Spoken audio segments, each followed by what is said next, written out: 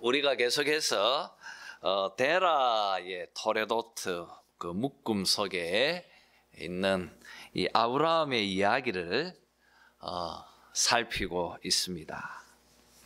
이제 오늘은 13절 말씀에 하갈이 광야의 샘물 곁에서 하나님을 만나 그의 이름을 나를 살피시는 하나님이라고 고백하는 이 내용을 주절로 삼고 오늘 이 16장 내용들을 살펴보려고 합니다. 여러분 13절에 하갈이 자기가 만난 그 하나님을 나를 살피시는 하나님이라고 그렇게 명합니다. 나를 살피시는 하나님. 오늘 설교의 제목이기도 합니다.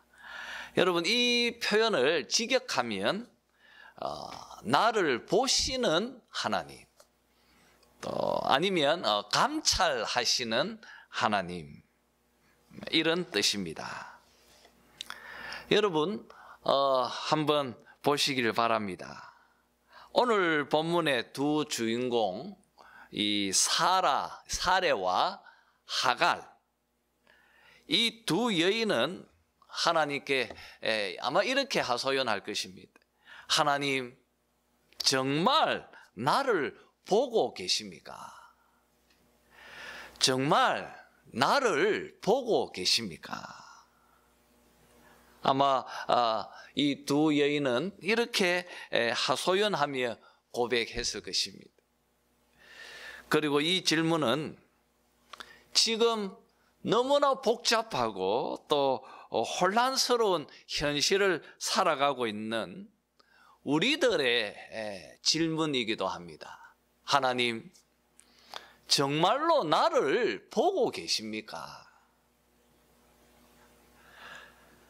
여러분, 저는 오늘 본문의 순서를 따라서 사라의 삶의 고통과 아픔, 그리고 또 하갈의 삶의 고통들을 살피면서 그녀들이 하나님 앞에 하나님 정말 나를 보고 계십니까? 라고 탄식하는 그들의 아픔을 한번 순서대로 보았으면 합니다. 여러분 1절에 보니까 먼저 사레의 삶의 아픔과 고통이 그려지고 있습니다. 아브라함의 아내 사레는 출산하지 못하였고 라고 시작하고 있습니다.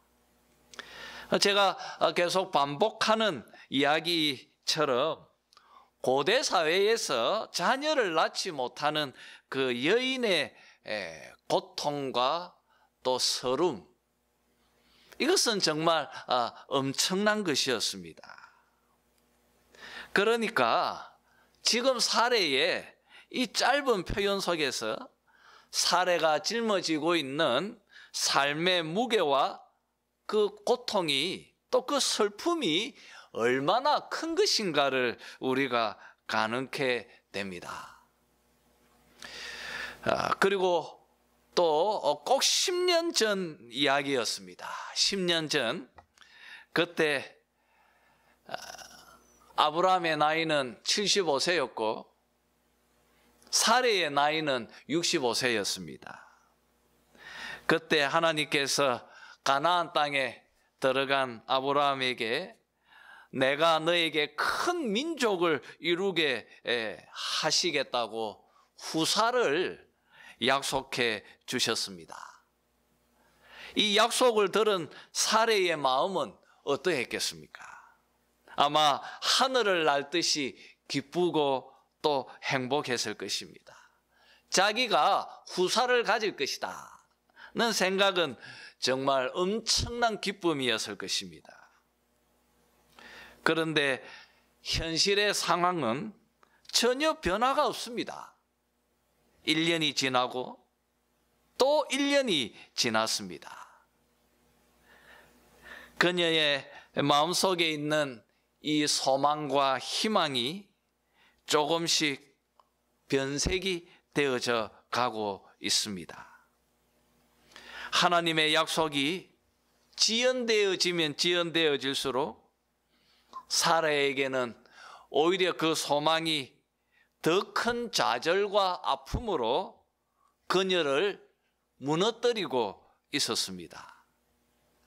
이런 희망 고민이 꼭 10년이 지났습니다. 10년이 지났을 그때에 사레가 처음으로 입을 엽니다. 그것이 2절의 말씀입니다. 한번 2절을 다 같이 한번 읽어봅시다. 시작. 사레가 아브라함에게 이르되 여호와께서 내 출산을 허락하지 아니하셨으니 원하건대 내 여종에게 들어가라. 내가 혹 그로 말미암아 자녀를 얻을까 하노라 하매 아브라함이 사레의 말을 들으니라. 사레가 입을 열면서 아브라함에게 이렇게 말합니다. 아브라함이여, 이제 충분합니다. 이제 우리 그만둡시다. 그만합시다. 인정할 것은 인정해야 합니다. 이제 나는 너무 늙어 버렸습니다. 내가 아이를 갖는 것은 불가능합니다. 여호와께서 나를 통하여 당신의 아이를 허락하지 아니하시니까 우리가 좀 합리적인 다른 대안을 찾아야 합니다. 이렇게 지금 말하고 있는 것입니다. 여러분, 여호와께서 내 출산을 허락하지 아니하셨으니, 이런 사례의 표현 속에 보여지는 사례가 갖는 하나님을 향한 원망과 한탄, 그리고 또 자신 속에 있는 자기를 향하는 깊은 좌절과 절망이 이 표현 속에서 잘 그려지고 있습니다. 여러분, 사레는 아브라함보다 10살 어리니까 지금 아브라함이 이스마엘을 얻었을 때 나이가 16절 말씀처럼 86세라고 하니까 지금 이 말을 하고 있는 사레의 나이는 75세 때였습니다.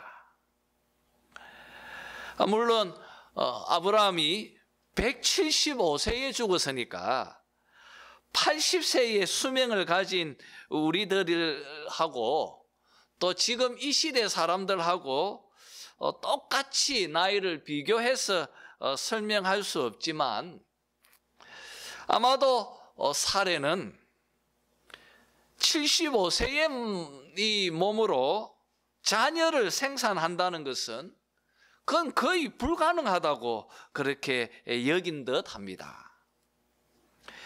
결국 사레의 대안은 2절의 말씀처럼 사레의 몸종인 애굽 여인 하가를 통하여서 자녀를 낳는 것입니다.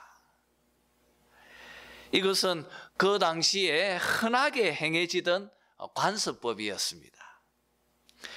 자신의 몸종이 아들을 낳으면 그 아들을 자신의 아들이라고 주장할 수 있는 권리가 사레에게 있었기 때문입니다. 이런 예가 창세기 30장 3절에서도 그려지고 있습니다. 야곱의 아내 라헬이 자신의 남편 야곱에게 똑같은 것을 요구합니다. 그래서 야곱이 라헬의 몸종 빌하에게서 다한을 낳는 것을 말씀이 기록하고 있습니다. 이처럼 이런 관습은 그 당시에 굉장히 일반적이었고 또 흔하게 이루어지던 그런 풍습이기도 했습니다. 결국 아브라함도 사레의 제안에 동의합니다. 아브라함이 사레의 말을 들으니라. 여러분, 여인으로서 자신의 결혼 생활 속에 비록 몸종이지만 하갈을 끌어들이는 것은 그 쉬운 일이 아니었을 것입니다. 마음속에 큰 각오가 있어야 했고 또 큰 고통을 감수하는 것이었습니다. 그런데 왜 사레와 아브라함은 이런 결정을 했을까요? 왜 이들은 이런 결정을 했습니까? 하나님께서 창세기 2장에서 이 결혼 제도를 일부 일처제로 만들어 주셨습니다. 그리고 예수님도 마태복음 19장 8절에서 이것을 지지하는 말씀을 주시기도 하셨습니다. 그러니까 지금 이들이 선택한 이 방법은 신앙적 선택이 아니라는 것입니다. 이것은 하나님의 뜻을 거스르는 비신앙적인 선택이었다는 것입니다. 그런데 왜 이들은 이런 선택을 하게 되어졌습니까? 이들은 하나님께서 자신들의 고통과 슬픔을 보고 계시지 않다고 생각하고 있기 때문입니다. 그래서 이들은 믿음으로 하나님을 바라보지 않았기 때문에 그들이 이런 선택을 하게 되어진 것입니다. 여러분, 오늘 말씀을 우리에게 들려주고 있는 것처럼 신앙은 결코 쉽지가 않습니다. 믿음으로 살아간다는 것은 세상의 일반적인 풍습과 상식을 거절하는 것입니다. 그리고 믿음으로 산다는 것은 오직 하나님의 그 약속의 말씀만을 붙들면서 하나님만을 바라보면서 살아가는 것입니다. 그래서 신앙의 삶은 그렇게 쉽지가 않다는 것입니다. 그 길은 참 어렵고 또 힘든 길이기도 한 것입니다. 결국 사레와 아브라함의 이런 세상적인 선택은 자신의 가정을 소용돌이 치게 만들어 버립니다. 좋은 결과가 주어질 수가 없었습니다. 어떻게 보면 당연한 결과라고 여겨집니다. 이제부터 하갈의 삶의 고통과 아픔을 이제부터 살펴보았으면 합니다. 여러분 4절을 보십시오. 4절을 보니까 아브라함과 동침한 하갈이 임신을 하게 되어집니다. 그리고 하갈의 태도가 돌변해 버립니다. 그가 자기의 임신함을 알고 그의 여주인을 멸시한지라 말하고 있습니다. 우리들이 흔히 보는 일들이 아브라함 가정에서 일어나고 있는 것입니다. 자기의 선을 넘어오는 하갈을 사레는 그냥 볼 수가 없었습니다. 5절에서 보여지는 것처럼 사레는 아브라함을 원망합니다. 내가 받는 모욕은 당신이 받아야 옳도다. 그렇게 사레는 아브라함을 원망합니다. 이 말을 들은 아브라함은 6절에서 이렇게 말합니다. 당신의 여종은 당신의 수중에 있으니 당신의 눈에 좋을 대로 그에게 행하라. 당신의 몸종이니까 당신 좋은 대로 하세요. 이 말을 들은 사레는 6절의 말씀처럼 하갈을 학대합니다. 학대하다. 우리는 이 표현 속에서 지금 사레가 갖고 있는 이 분노와 또 하갈이 지금 겪어야 할 고통이 얼마나 큰 것일까 느껴지는 단어입니다. 여러분, 하갈은 사레를 멸시합니다. 사레는 하갈을 학대합니다. 이런 표현 속에서 죄로 인해서 어그러져 있는 인간들의 참 파괴되어져 있는 관계를 우리는 여기서 잘 보게 되어집니다. 결국 하갈은 사레를 피해서 도망가 버립니다. 그리고 7절에서 하갈이 광야의 샘물 곁, 곧 술로 가는 그 길 샘 곁에서 있을 그때 하나님께서 개입하십니다. 하나님은 천사를 보내서 하갈을 만나 주십니다. 여러분, 우리는 이렇게 하나님은 정말 나를 보고 계시는가? 이렇게 한탄하는 사레와 하갈의 고통과 아픔을 우리가 보았습니다. 하나님은 정말 나를 보고 계시는가? 이 두 여인이 고백하고 있는 이 고백이 또 이 여인들의 부르짖음은 어쩌면 지금 우리들의 모습을 잘 투영하고 있는 것처럼 보여집니다. 하나님은 정말 나를 보고 계시는가? 나를 살피시고 계시는가? 여러분, 오늘 이 질문에 오늘 말씀은 답변하고 있습니다. 그것은 하나님은 보고 계셨고 감찰하시고 그리고 살피시고 계셨다는 것입니다. 여러분, 하나님은 다 보고 계셨습니다.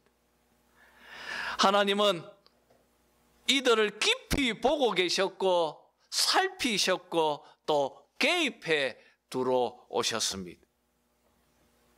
이것이 오늘 말씀이 우리에게 주고 있는 답변입니다. 저는 오늘 본문 속에서 하나님께서 보고 계시는 두 가지 시선을 살펴보면서 함께 교훈을 얻고자 합니다. 먼저 사레를 향한 하나님의 큰 시선입니다. 여러분, 창세기 3장에서 하나님께서 타락한 인류를 구원하시기 위해서 메시아인 여자의 후손을 보내주시겠다고 약속하셨습니다. 그 약속이 지금 사례를 통하여서 성취되어져야만 하는 것입니다. 이것이 하나님의 원대한 구원의 계획이었습니다.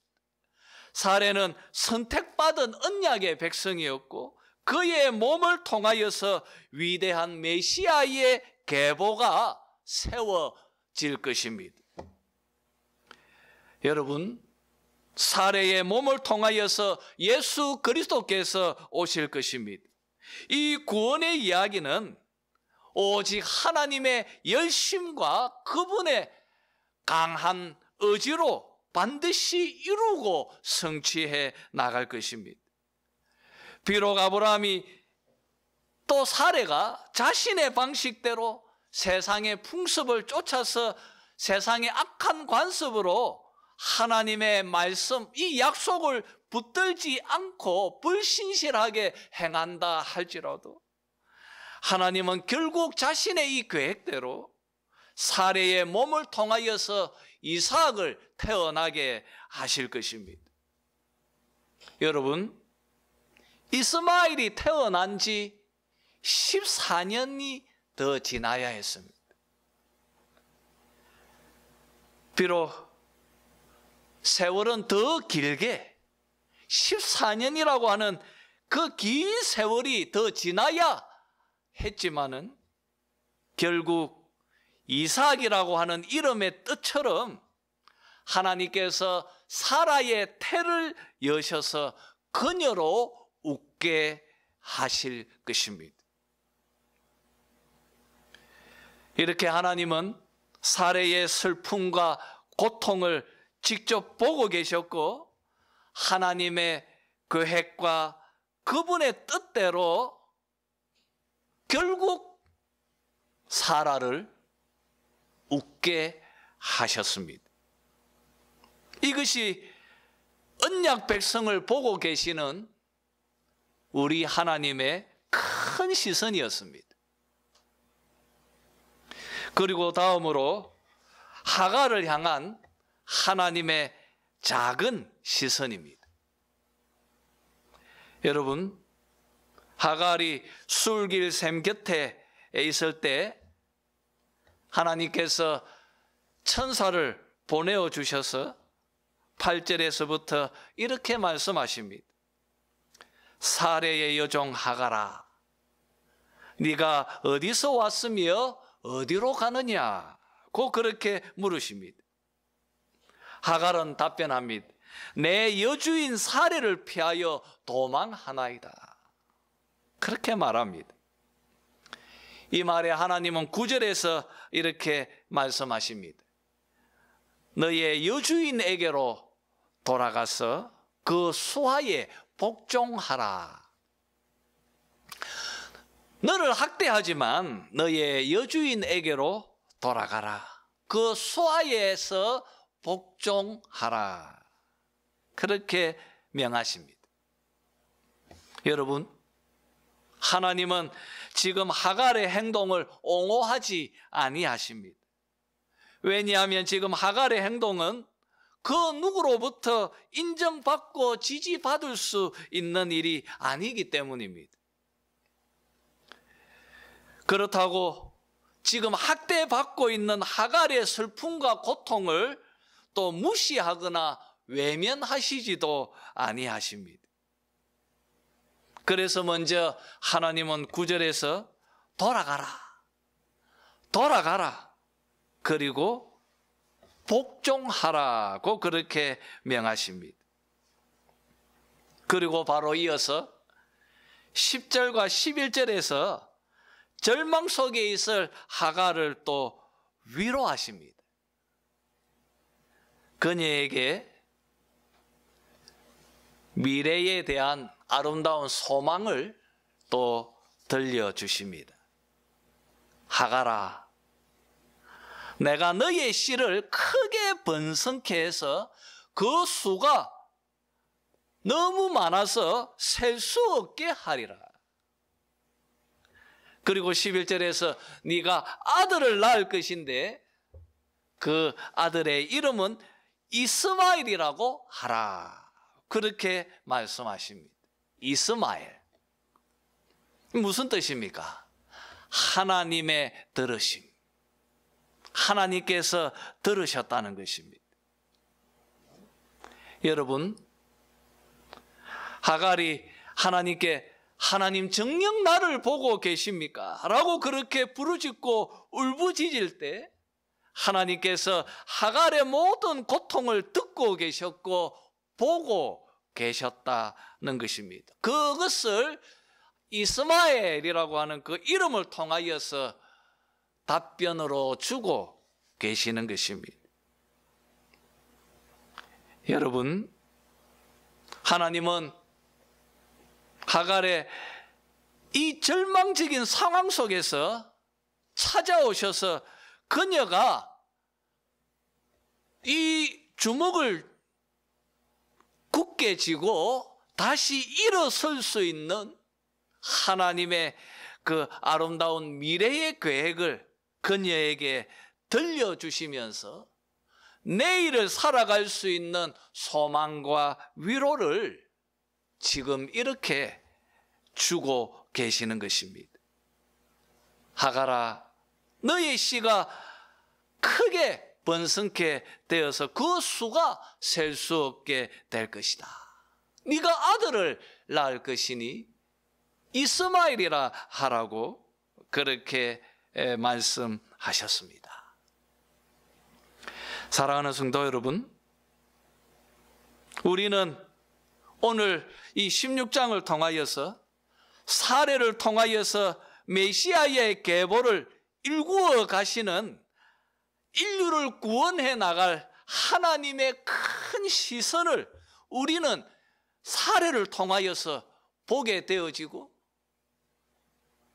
또 하갈을 통하여서 인사이더도 아닌데 그 사회의 아웃사이더들이 겪고 있는 그 삶의 고통과 아픔, 그리고 또 그들이 겪어야 하는 그 많은 스트레스와 또 눈물과 울부짖음들을 우리 하나님은 외면치 않으시고, 그들에게 찾아오셔서 그들로 하여금 다시 주어진 삶의 자리에 세워주시고, 또 내일을 살아갈 수 있는 위로와 힘을 주고 계시는 그런 하나님의 작은 시선을 우리는 말씀에서 보게 되어지는 것입니다.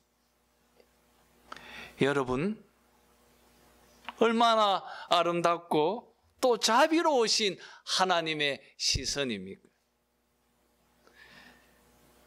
우리는 하나님의 그 따뜻한 두 가지의 시선을 통하여서 그분의 은혜를 봅니다. 그분의 사랑을 봅니다. 그분의 넘치는 위로를 우리는 여기서 보게 되는 것입니다. 이렇게 하나님의 사자를 만난 하갈이 13절에서 힘을 얻고 이렇게 고백을 합니다. 우리 한번 오늘 설교의 논지가 담겨 있는 13절을 같이 한번 읽도록 합시다. 다 같이 읽겠습니다. 하갈이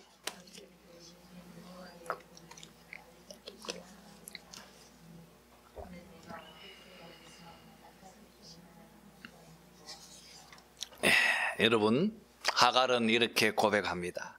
나를 살피시는 하나님이시라. 나를 보고 계시는 하나님이시라.